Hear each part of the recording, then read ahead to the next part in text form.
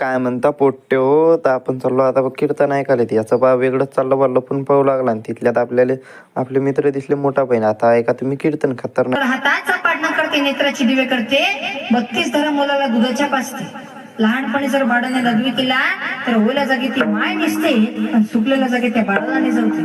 मुला मुलीला ताप असेल तर रात्र रात्र जागून काढून मिठाच्या पट्ट्या त्या मुला मुलीच्या डोक्यावर ठेवते ना, ती माय असते. मातेच आपल्या मुलावरती फार प्रेम असते, फार माया असते. ज्याप्रमाणे कधी सुगरण आपल्या पिला करता धडपडत असते ना, तशाप्रमाणे ती माय आपल्या लेकरा करता व्रत कष्ट करते. एका ठिकाणी फार गोड वर्णन केलेलं आहे. खोप्यामध्ये खोपा सुगरणीचा चांगला, तिनं तिच्या पिलासाठी जीव झाडाले टांगला. एवढं प्रेम ती मायबाप करत असतात. पण एक गोष्ट आहे, ज्याला मायबाप नाही ना त्याला विचार मायबापाची किंमत. कीर्तन ऐकून झालं बा, आता चाललो आपण वापस घरी. तर तेवढं फॉलो सबस्क्राईब करून